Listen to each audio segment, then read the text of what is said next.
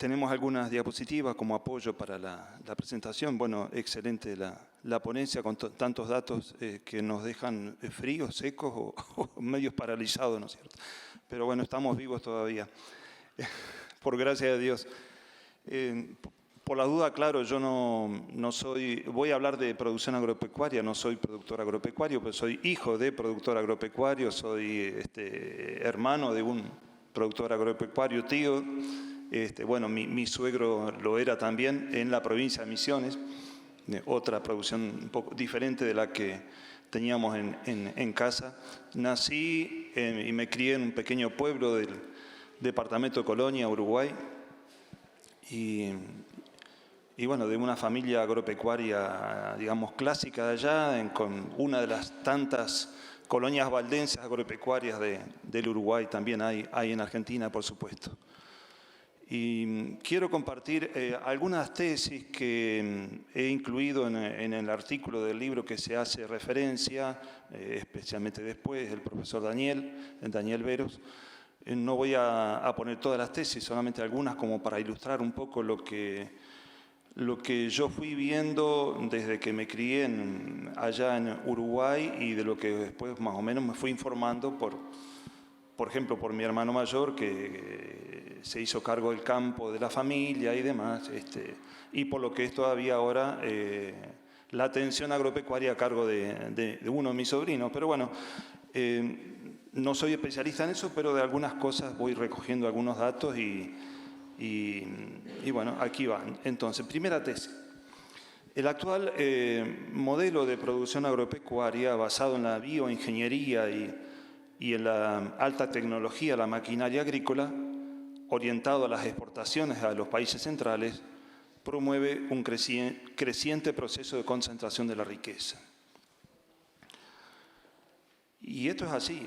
El modelo capitalista internacional, basado en las finanzas internacionales, pero también con grandes grupos empresarios, promueve la concentración de la riqueza. Eso no se ve solamente en las grandes economías centrales, sino también en países como los nuestros, economías dependientes, y todo ello se manifiesta, por ejemplo, en los negocios, los agronegocios, las marcas de las semillas, las marcas de la maquinaria agrícola y todos los insumos que son necesarios para producir de acuerdo a la tecnología actual y al comercio actual de todo ello, ¿no? Concentración de la riqueza. Segunda tesis. El encarecimiento del valor de la tierra y de la maquinaria agrícola en el mundo de los agronegocios, movidos por una obsesiva búsqueda de la productividad a toda costa, hacen que el acceso a la propiedad de la tierra sea cada vez más excluyente. Ello implica asimismo la expulsión de miles de personas del campo a las pequeñas, medianas y grandes poblaciones e inclusive al exterior. El encarecimiento de la tierra y de la maquinaria agrícola.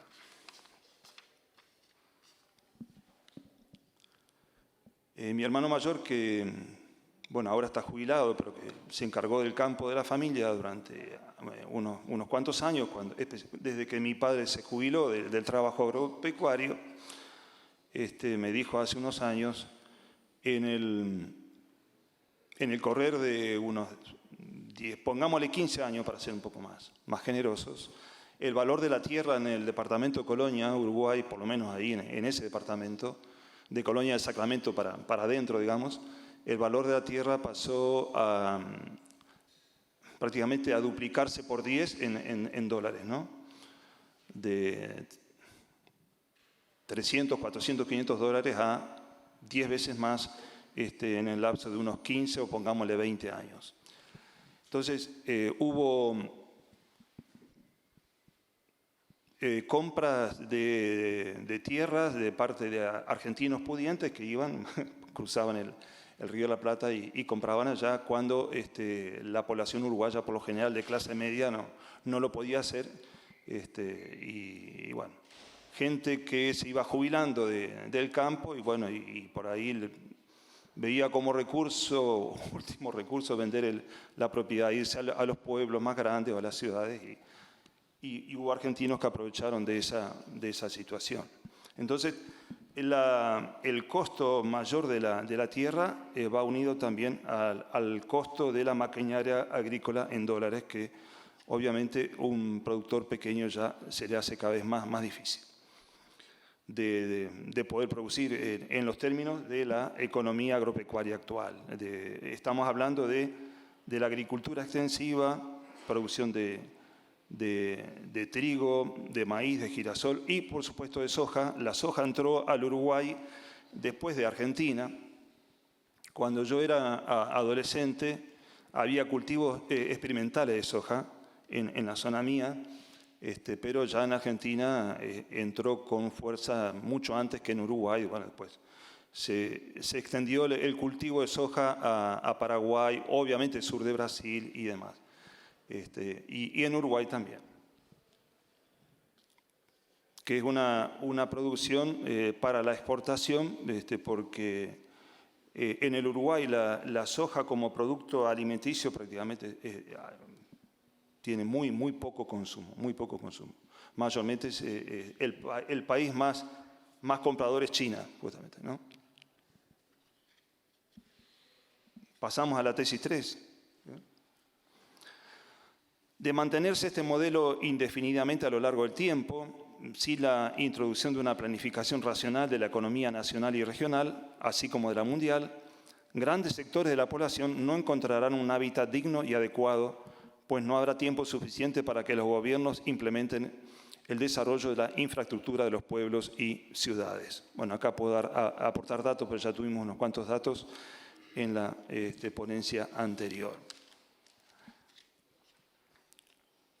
El mantenimiento de este modelo, que, como decía al principio, con la economía centralizada en grandes grupos financieros, grandes grupos inversores, grandes grupos compradores también de tierra y las grandes marcas internacionales de semillas y de tecnología agropecuaria, maquinaria agrícola, todo va encareciendo de modo que se hace cada vez más difícil para un productor agropecuario medio, como lo era tradicionalmente en el Uruguay y en muchas provincias de la Argentina, continuar trabajando en un modelo de lo que se conoció, digamos, y se creció y se podía vivir. Hoy en día eso es cada vez más difícil. Entonces se van especificando los modos de producción en la agricultura, también en la ganadería extensiva, y bueno, en el Uruguay ocurrió justamente desde mi juventud en adelante, digamos, muchos productores rurales se fueron reconvirtiendo, dejando lo que era la agricultura extensiva, trigo, maíz, girasol, para pasar a reciclarse en la producción de tambos, la producción lechera, porque con menos cantidad de tierra, menos cantidad de hectáreas se puede producir. Y ese fue el recurso que muchos productores agropecuarios en el Uruguay vieron como viable. Pasamos a la 4.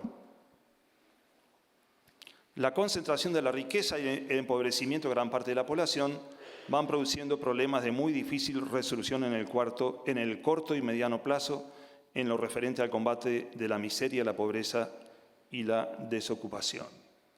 Bueno, es un poco lo que venimos mencionando, ¿no es cierto?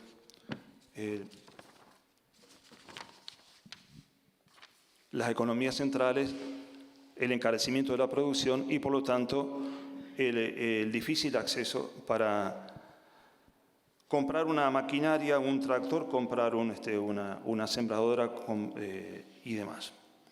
Un paréntesis, la soja es un producto que se ha desarrollado de la mano de un cambio en la forma de producción agropecuaria, con la llamada siembra directa, que implica menos laboreo de la tierra, menos movimiento de la tierra, pero mucho uso de agroquímicos, mucho lo que en el campo llaman los matayuyos, ¿no? Mucho uso de agroquímicos, O sea que, por un lado, favorece a la naturaleza, por el otro, no tanto, ¿no sé?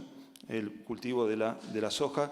Y después, bueno, están obviamente quienes han estudiado el proceso de crecimiento y de la relación de la soja con la tierra y lo que produce la soja en el desgaste de las propiedades del terreno, de la fertilidad del suelo, ¿no es cierto?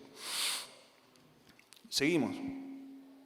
Ahí me salteo algunas tesis que tienen que, bueno, en realidad eran tesis bíblico-teológicas, pero no quise entrar en eso ahora, pues estamos en una facultad de teología, en un ámbito teológico, bueno, todo eso mucho seguramente lo manejamos.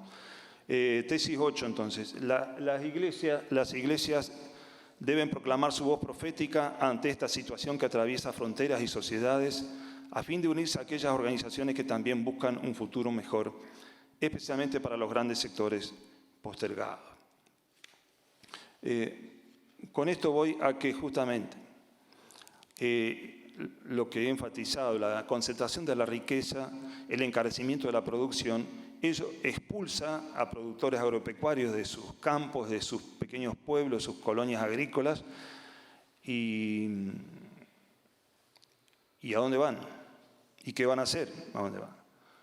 Quien se jubila, se jubila. Bueno, pasa a otro estado de la vida, pero hay quienes están en la edad todavía productiva, por así decirlo, y cuando se les cambia el modelo de producción o se les encarece, entonces es un problema importante desde lo económico, y junto con lo económico vienen lo afectivo y lo espiritual, y en el caso de las comunidades cristianas, el acompañamiento a esas familias que están realmente en crisis económica, afectiva, espiritual y demás, ¿no es cierto?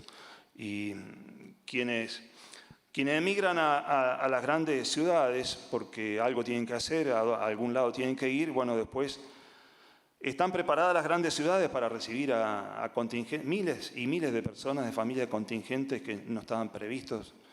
Falta infraestructura, hay que crear, obviamente, barrios de vivienda, hay que crear centros de salud, hay que crear escuelas, bueno, todo en un lapso que seguramente no estaba previsto.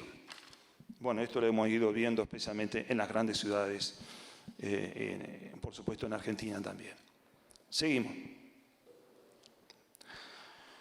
Las iglesias protestantes rioplatenses, ubicadas en contextos rurales, especialmente las que nacieron con las colonias agrícolas, dependen financieramente en gran medida de los aportes de los miembros de iglesia que viven del campo. O sea, las ofrendas vienen de gente de campo. Los productores rurales, acostumbrados al modelo de producción imperante, no encuentran fácilmente la posibilidad de asumir un modelo alternativo de producción ecológica.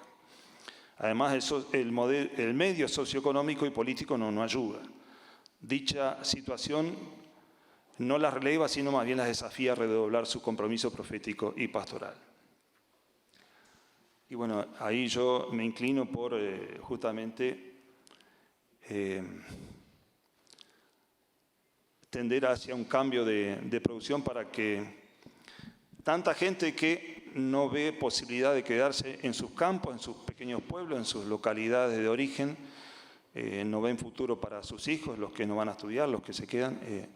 Cambios de producción, eso, cambio de producción significa obviamente apelar a una estrategia diferente, donde haya más gente que pueda quedarse a trabajar, como sea en una granja, con otro tipo de producción más familiar, pero hay que crear mercado para ello también. Y si pensamos en agroecología, hay que crear mercado para agroecología, y los productos agroecológicos suelen ser más caros que los tradicionales.